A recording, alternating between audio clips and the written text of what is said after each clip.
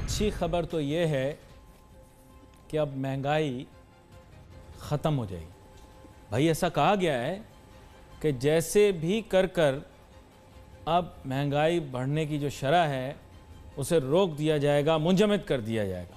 कोई ना कोई ऐसा तरीका हरबा अपनाना पड़ेगा जिससे महंगाई कम हो जाए या महंगाई ख़त्म हो जाए।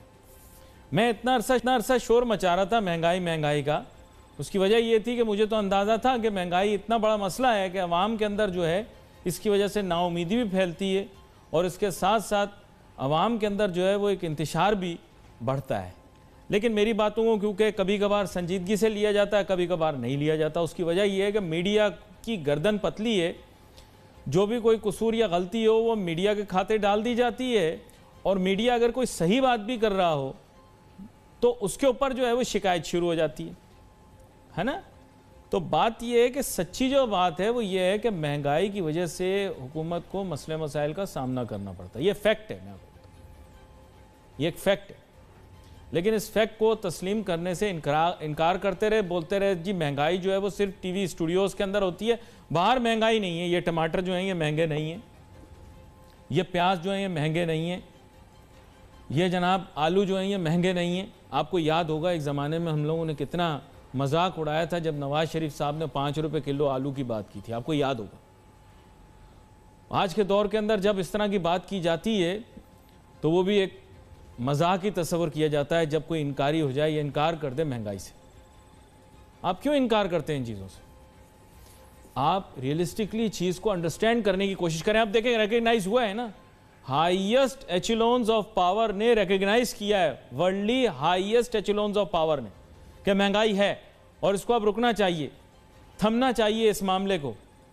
तो अब आहिस्ता आहिस्ता रियलाइजेशन के बाद स्टेप्स भी लिए जाएंगे। लेकिन प्रॉब्लम यह है कि जो स्टेप्स लिए जाएं कहीं वो उन्हीं लोगों को फ़ायदा ना पहुंचाएं जो कि हमारे मुल्क के माफियाज हैं, जो कि हमारे मुल्क के होर्डर्स हैं, यानी जो ज़ख़ीरा अंदोज़ी करते हैं।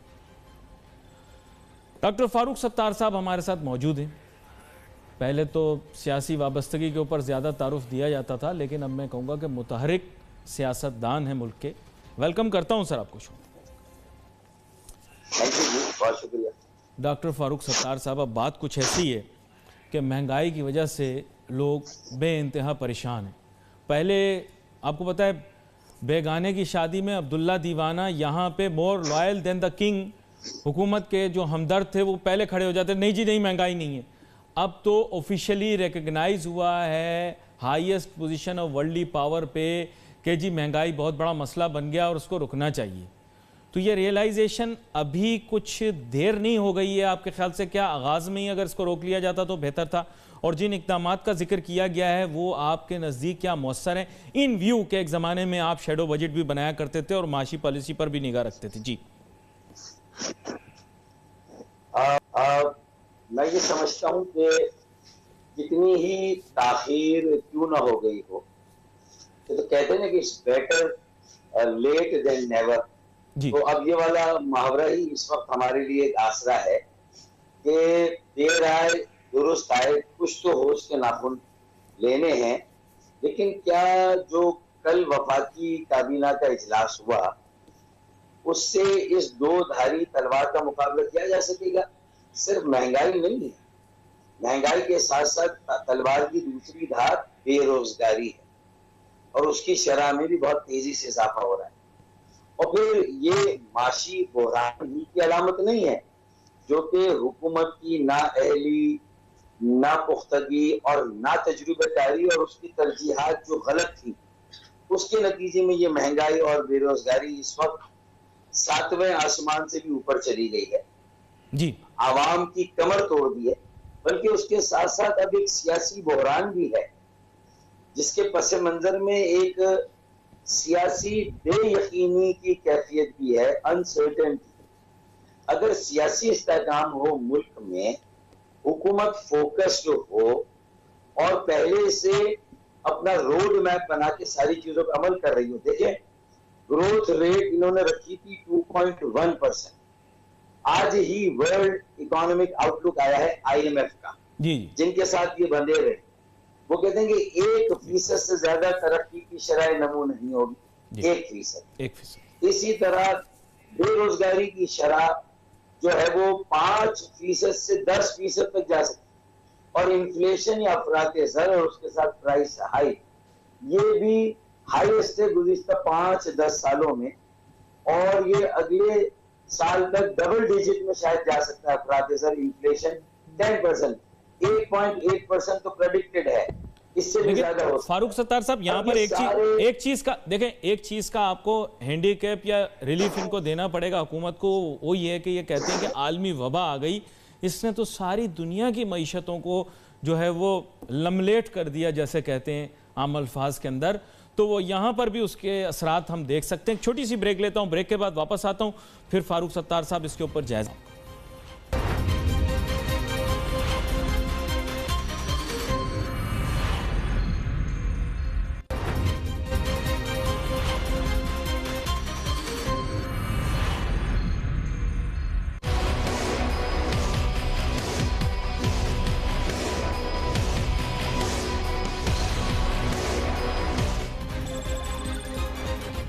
नाज़रीन, welcome back after break. Farooq Sattar साहब ब्रेक पर जाने से पहले बड़ी आम बात कर रहे थे। फारूक सत्तार साहब यही कह रहे थे कि जो इन्होंने अपने लिए एक टारगेट रखा था जनाबे वाला कि ये इतने शरह नमू हासिल कर लेंगे, बेसिकली जो है वर्ल्ड इकनॉमिक आउटलुक जो है उसने बताया कि जनाब पाकिस्तान जो है वो 1% भी नहीं करेगा। तो खैर एनीवे, डॉक्टर फारूक सत्तार साहब, अब बात कुछ ऐसी है कि जनाबे वाला ये माफियाज़ का जिक्र आता है, आप भी बड़े अहम मुद्दों के ऊपर फायज रहें। क्या ये जो माफियाज़ हैं ये क्या हुकूमती ओहदेदारान को काम नहीं करने देते, और जो लोग ताकतवर तरीन तबके से ताल्लुक़ रखते हैं और हमारे मुल्क के अंदर जो अरबाब इख्तियार हैं ये हिल भी नहीं सकते बग़ैर माफियाज़ की इजाज़त के? आप वज़ीर भी रहे हैं, आम ओहदों पर भी रहे हैं, मेयर भी रहे हैं, क्या ऐसा होता है? पाकिस्तान की सियासत अगर इसी तरह रिवायती रही, मौरूसी रही, वडेरों, जागीरदारों और फिर चंद बड़े बड़े सरमायादारों के हाथों में हमारी यरखमाल रही, और जिसे कहते हैं कि एक सस्टेनेबल इकोनॉमिक ग्रोथ जिसमें आवाम की शमूलियत को अगर यकीनी नहीं बनाया गया और एक ऐसी टीम वज़ा नहीं की गई जो बिलाखिर आवाम को भी मौका दे कि माशी तरक्की के अमल में शामिल हो, और इंतखाबात में पैसों की रेल पेल रही और पैसों के बलबूते पर ही इलेक्शन होते रहे, और अगर इलेक्टेबल्स के साथ इसी तरह समझौते होते रहे तो ईमानदार क़यादत भी हो, इतनी मुखलिस क़यादत भी हो, अगर उसकी टीम में ऐसे लोग हैं जिनके साथ समझौता किया गया है, तो आटे का बहरान, चीनी का बहरान, फिर सिंध में और कराची में 1500 रुपए की 20 किलो की आटे की बोरी है, किसी और सूबे में वो 1100 और 1300 की भी मिल रही है। तो इंटर प्रोविंशियल कोऑर्डिनेशन नहीं। फिर वफाकी हुकूमत और वफाकी वजीर ये कहते हैं कि गंदम की स्टोरेज में और उसकी फरहमी में हुकूमत सिंध ने ताबुन नहीं किया, बल्कि वो मुलव्वस रही है। और यहाँ भी ये पोलराइजेशन और सियासत हो, और काउंसिल ऑफ कॉमन इंटरेस्ट का और चारों सूबों की इंटर प्रोविंशियल जो कोऑर्डिनेशन कमेटी है उसके इजलास भी ना हो, जो आईनी रास्ते और इदारे हैं किसी मामला को सुलझाने के, अगर वो सूझबूझ ना हो पॉलिटिकली एड्रेस करने की सोल्यूशन को, तो ये सियासी बहरान, सियासी कंफ्यूजन की गम्माजी भी करता है ना ये वाली बात। तो फिर माशी बहरान का सद्देबाब कैसे होगा, उसका मुकाबला कैसे किया जाएगा? ये तो सारी हुकूमतों को मिलकर, सारी सियासी जमातों को मिलकर इसमें अपना इनपुट देना चाहिए। तो ज़हनी तौर पर फिर तैयार हो जाएं, ज़हनी तौर पर तैयार हो जाएं। उसकी वजह यह है कि सेनेट का जो है वो अभी इंतखाब दोबारा से होगा, वही देखेंगे, वही रिवायती लोग वापस आएंगे। शायद वो लोग भी हों जिनका माफियाज के नाम के साथ जुड़ा कोई जिक्र भी आता हो, ऐसा हो सकता है। तो फिर सर वही बात हो गई ना, फिर महंगाई कहाँ से ख़त्म होगी मुल्क के अंदर? इस तरह जो माशी इस्तेहसाल है वो कैसे ख़त्म होगा? जिन चीज़ों का जिक्र आपने किया मौरूसियत के साथ जोड़कर, वो चीज़ें अब जाने वाली नहीं हैं। आई थिंक हमें रिकग्नाइज करना पड़ेगा। क्या कहते हैं आप फारूक सत्तार साहब? सेनेट का फोरम अब एक बाई प्रोडक्ट होता है, और असल बराह रास्त इलेक्शन कौमी असेंबली के होते हैं। जब कौमी असेंबली में जो पार्टियों की नुमाइंदगी और पार्टी जिन लोगों को मुंतखब करा के भेजती है या जिन्हें टिकट देती है, फिर उसी बुनियाद पे पॉलिसी बनती है, जो सिलेक्शन होता है सेनेट में भी। जी जी। तो उसमें भी फिर इसी किस्म के जब लोग आएंगे तो आपकी पॉलिसी मेकिंग, जो पार्लियामान को पॉलिसी साजी का मंबा बनना चाहिए, तो वो हुकूमत या ऑपोजिशन की जो अपने मकासद, अगराज और मकासद, अब चाहे वो मजमूम हो या उनका गुरोही जो मफादात है, वो उसी को सर्व करेंगे ना। वो क्यों कर अवामी मफादात और इज्तिमाई मफाद को कैसे सर्व करेंगे? बात तो महंगाई की हो रही है, माशी इस्तेसाल की हो रही है, लेकिन आपने अहम नुक्ता उठा दिया। बात यह कि सर, हुकूमत में आने से पहले इन्होंने भी कहा था कि हर सीट ऐसी होगी जहां पर बराह रास्त इंतखाब होगा, है ना। और उसमें अब चीज कुछ ऐसी हुई कि उसके बारे में कोई बात ही नहीं हो रही। बायोमेट्रिक्स पे बड़ा शोर था, मुझे याद है एक जमाने में आपको बैक फुट पर जाना पड़ता था, तो उसके बारे में कोई बात ही नहीं हुई। जब वहां इस्लाहात नहीं होंगी तो माशी इस्लाहात क्या होंगी? क्या कहते हैं आप? जब ये 2017 में इंतखाबी कानून आया और सारी पार्टियों ने मिलकर इसमें कई अच्छी इस्लाहात की, इसमें कोई शक नहीं है, और इसमें एक मशहूर जमाना मुकदमा भी था सुप्रीम कोर्ट का, और उसमें भी कुछ गाइडलाइंस दी गई थी उसकी रोशनी में।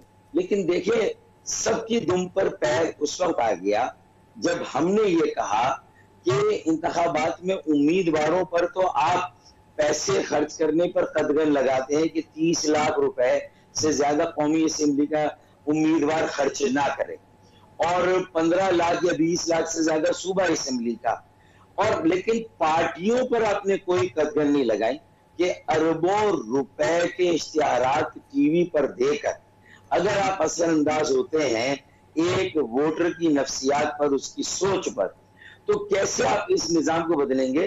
तो अगर पीएमएल-एन अरबों रुपए खर्च करती है तो पीपल्स पार्टी भी उससे कम नहीं है, वो भी अरबों। और पीटीआई ने भी 2013 और 2018 के जनरल इंतखाबात में अरबों रुपए खर्च किए, और पीटीआई ने भी ये पाबंदी कबूल नहीं की। हमें ऊंट के पांव पालने में नजर आ गए।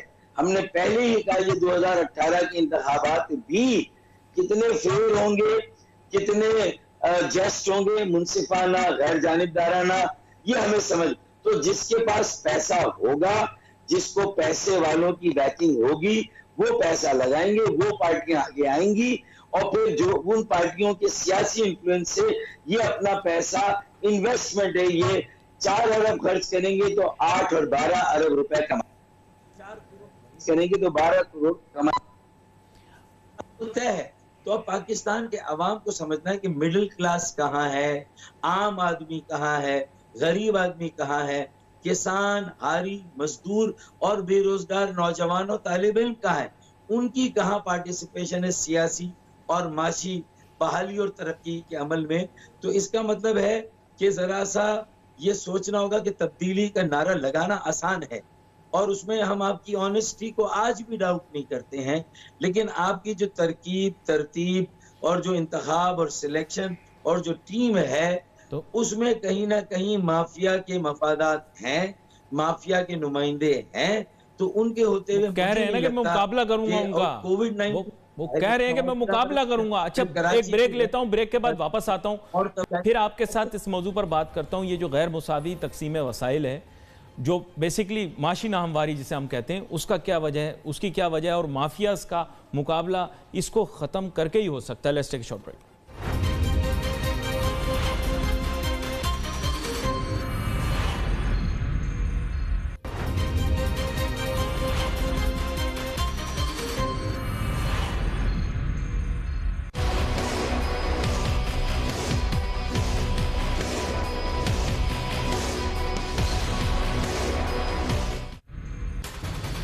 नाज़रीन, welcome back after break.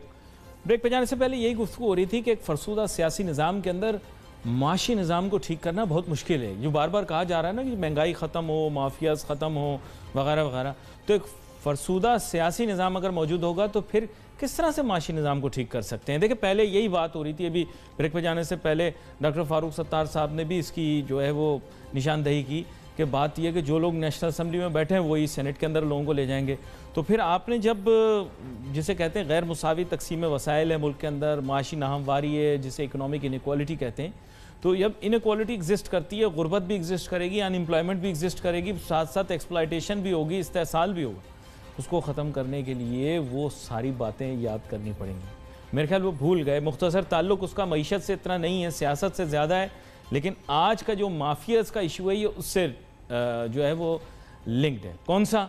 Biometrics. कहाँ गई बायोमेट्रिक सिस्टम? अब बोला बायोमेट्रिक इंतखाब होगा, कहा था ना भाई, मैं तो भाई इसके फेवर में था कि बायोमेट्रिक इंतखाब हो।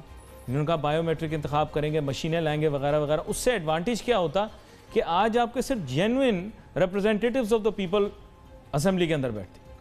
उससे इशू ये होता कि अगर महंगाई बढ़ती तो उनको खौफ होता कि अवाम उनकी छुट्टी कर देगी ऐसे, क्योंकि ज़ाहिर बात है उनकी पॉपुलैरिटी कम होगी, तो फिर उनकी पॉपुलैरिटी कम होते ही उनकी छुट्टी कर देगी कौन? अवाम।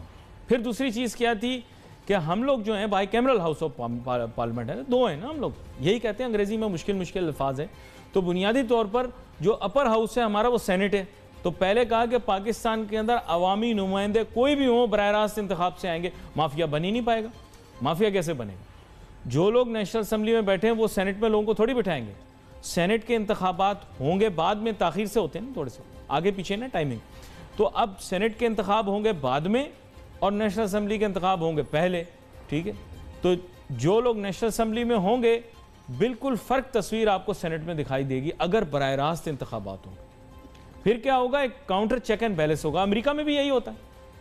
अमेरिका में सिस्टम क्या है? सेनेट के इंतखाबात कभी और हो रहे हैं, कांग्रेस के इंतखाबात कभी और हो रहे हैं। उसका नतीजा कांग्रेस इंडिया वाली नहीं होती भाई, कांग्रेस वहाँ पे नेशनल असेंबली को कहते हैं। जी डॉक्टर फारूक सत्तार साहब, ब्रेक पर जाने से पहले आपने बड़ी अहम बात की, एक फरसूदा सियासी निज़ाम के होते हुए मईशत को ठीक करना बहुत मुश्किल है। अब वो कहते तो हैं मुश्किल, अंग्रेज़ी के अल्फाज है, by cameral house of parliament वगैरह वगैरह ये वो, लेकिन सच बात ये है कि एक फरसूदा सियासी निज़ाम के होते हुए ये तो इनको तो बढ़ावा मिलेगा माफियाज़ को, जिनका रोना है आजकल।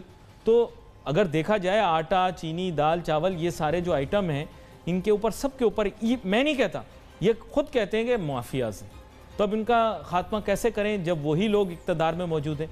फारूक सत्तार साहब इस बारे में भी तो बताएं। खात्मा नहीं हो सकता, वो लोग इक़्तिदार में है ना, कैसे खात्मा करेंगे? जी देखिए, खात्मे के लिए सेंसिटाइजेशन भी तो बड़ी जरूरी है ना। और सेंसिटाइजेशन क्या है कि इससे आप कितना इसको दिल पर लेते हैं कि टमाटर, आलू, प्याज किस कदर महंगे हैं, और ये वो सब्जियां हैं जो रूटीन में कम से कम हर चीज में इस्तेमाल होती हैं। जी जी। तो इनकी काश्त को बेहतर बनाने के लिए ज़रूरी शोबे में हमने कभी सोचा? बहुत सारी चीजें इंडिया से स्मगल होके यहाँ पर आती हैं, या अगर हमारे यहाँ वाफिर हो तो स्मगल होके यहाँ से कहीं और चली जाती हैं। ईरान से भी तो आती हैं चीजें, किसी भी एक ईरान से भी आती हैं। तो जो अशियाए खुर्द है, यानी अशियाए खुर्दनी, और खास तौर पर जो ज़रूरी हैं, उनको कैसे आप मॉनिटर करेंगे? अब मुझे फोन आते हैं, लोग कहते हैं कि सिर्फ हमारे यहाँ रोटी पकी है और हम नमक के साथ वो रोटी खा ली है, जी जी, 2 वक्त का खाना मुश्किल से खा रहे हैं। लोगों की यह हालत, सेंसिटाइजेशन। अब अपोजिशन का जलसा होने वाला है, तो कल काबीना का इजलास हो गया, उन्होंने भी आड़ ली है प्राइसेस की, महंगाई, बेरोजगारी, वो भी उस पर कर रहे हैं एहतजाज। और जाहिर है कि लोगों को, अवाम को तो डूबते को तिनके का सहारा चाहिए। वो ये नहीं देखेंगे कि ऑपोजिशन का भी मकसद शायद ये ना हो अपने लोगों को बचाने का हो, जैसा कि हुकूमत कह रही है। तो हम तो देखें बैलेंस करते हैं। गुजरे परसों की अगर हुकूमत कामयाब नहीं होगी, गुजरे परसों में इन्होंने हतमी तौर पर कह दिया कि महंगाई अब खत्म कर देंगे। परसों यानी परसों के माने Monday, first day of the week पे इन्होंने कहा कुछ भी करेंगे, महंगाई खत्म कर देंगे, बस खत्म हो गई, कह दिया खत्म हो गई। तो इसका मतलब अवाम का प्रेशर शायद इतना नहीं है जितना ऑपोजिशन की मोमेंटम बन रही है। और कहीं भी वैक्यूम होगा तो लोग, जाहिर उनके पास भी क्या चॉइस है? वो पिंग पोंग है, बड़ी जमातों के दरमियान खेलते रहते हैं। पहले 2 बड़ी जमातें थी, अब तीसरी बड़ी जमात आ गई है, तो वो उसमें उसकी कारकर्दगी भी लोगों के सामने। लेकिन मुझे डर ये है कि जो आपने सियासी फरसुदा निजाम को आपने भी एंडोर्स किया मेरी बात को, और उसमें माशी बहरान और आगे मुस्तकबिल में क्या इम्कानात हैं, तो मुझे ये डर है कि अगर इतने बड़े दावे करने के बाद अल्लाह ना करे, मैं तो ये कहता हूं कि पीटीआई की हुकूमत भी नाकाम होगी, तो फिर अवाम में जिस कदर मायूसी आएगी और वो उनकी उम्मीदें जब दम तोड़ जाएंगी, तो आइंदा अगर कोई बहुत मुखलिस क़यादत मुल्क में आई भी, मिडिल क्लास आम आदमी की क़यादत अगर आ भी गई, तो लोग इतनी आसानी से उस पर एतबार नहीं करेंगे। अच्छा फारूक सत्तार साहब, थोड़ी सी इस्लाह नहीं कर रहा, इजाफा कर रहा हूं, ये पीटीआई की हुकूमत नहीं है अकेली सर, ये कोएलिशन गवर्नमेंट है जिसमें आपके भी कुछ साथी मौजूदा माजी के वो भी शामिल हैं और उसके अलावा और सियासी जमातें भी हैं, छोटी बड़ी, चाहे उनका जो भी सियासी मर्तबा हो, लेकिन वैसे बता रहा हूँ कि कोएलिशन है, तमाम कोएलिशन पार्टनर जिम्मेदार हैं। मानते हैं कि नहीं मानते? बिल्कुल नहीं, 100% सबकी जिम्मेदारी है। और ये जो आपने मेरे साथियों की बात की जो कोएलिशन पार्टनर है, तो इन्होंने तो अपनी हिमाकतों और नादानियों और गलतियों से जो अवाम से दूरी इख्तियार की, लाताल्लुक की, और इनकी अपनी 4 साल की परफॉर्मेंस जो बल्दिया उज़्मा कराची और बल्दिया हैदराबाद में रही, वो तो बदतरीन थी, एमक्यूएम की तारीख की बदतरीन थी। तो और ज्यादा ये जमीन पर और जमीन के नीचे इनका ग्राफ चला गया, नीचे चला गया, नेगेटिव में इनका ग्राफ चला गया। फिर इन्होंने तो इस बात पे कनात की ना कि 162 अरब का पैकेज मिले जिसमें ना K4 हो। देखिए कराची की अहमियत भी कहीं पर नहीं है, महंगाई को खत्म करना है तो 1100 अरब रुपए मिले हैं सर, क्या बात कर रहे हैं आप? कराची की अहमियत क्या? 1100 अरब दे दिए, 1100, ऐसे लगता है कोई नंबर है ये किसी चीज का। देखें आप, 1100, 1100 अरब रुपए दिए पूरे। देखिए 1100, तो इसका मतलब है कि ये 11 भी 00 ना हो जाए ना, उसके लिए क्या 162 अरब का पैकेज लिया, कोई एक मंसूबा ऐसा नहीं था जो अब 1100 अरब में। इसका मतलब ना मांगने वाले, रिसीविंग एंड पे जो पार्टनर है गवर्नमेंट में, एमक्यूएम पाकिस्तान, उन्होंने कभी K4 फरसुदा लाइनों की तब्दीली, सीवरेज ट्रीटमेंट प्लांट को ठीक करना, कचरे का नया निजाम, जदीद निजाम और सर्कुलर रेलवे, ये 162 अरब में थे ही नहीं, ना देने वालों के मंशूर में पीटीआई के। तो ये सारे के सारे इनका सियासी एक्यूमेंट, विजन इनका कहां पर है कि कराची की अहमियत, बारिशों में जब कराची और कराची वाले डूबे तो पूरी दुनिया की तवज्जो के मरकज बने और अरबाब इख्तिदार, chief of the army staff आए और सिर्फ 5 घंटे के लिए सही वजीर आजम भी आए और 1100 अरब का तवहन करहन मजबूरन ये पैकेज देना पड़ा। लेकिन अब सवाल ये कि इसे खर्च कौन करेगा, ये पैसे मिलेंगे नहीं मिलेंगे। ये बहुत पहले छोटी लॉलीपॉप मिलती थी, अब बड़ी लॉलीपॉप है जी, ये भी सवालात है। और इनका ताल्लुक भी आगे महंगाई, बेरोजगारी के खात्मे से है और उसमें बहुत सारे और अवामिल भी आते हैं। तो उसमें टीम कौन सी होगी जो ये खर्च करेगी सारे पैसे? सवालात तो वैसे मैंने करने थे, लेकिन आपने इतने सारे सवाल उठा दिए कि मेरे ख्याल उनके जवाब ढूंढते ढूंढते शायद बहुत सारे लोग थक जाएं। तो अब आगे आने वाले दिनों के अंदर एक और दिन आपके साथ नशिस्त रखेंगे और इसके बारे में बात करेंगे, क्योंकि हमें पूरा फॉलोअप लेना है। अगर पैकेज की बात हुई है तो हम उसका फॉलोअप ज़रूर लेंगे कि वह कहाँ किधर किधर खर्च होगी। और जैसे फारूक सत्तार साहब ने भी जिक्र किया, कुछ तरक्याती मंसूबे ऐसे हैं जिनकी जानिब एलोकेशन होनी चाहिए थी, क्या वो उसमें शामिल हैं या नहीं, इस पर बात करेंगे। लेकिन आज के प्रोग्राम के अंदर हमारे पास इतना ही वक्त था। We wait for your message on Facebook. Ali Nasir हमारी टीम को इजाज़त दीजिए। अल्लाह हाफ़िज़।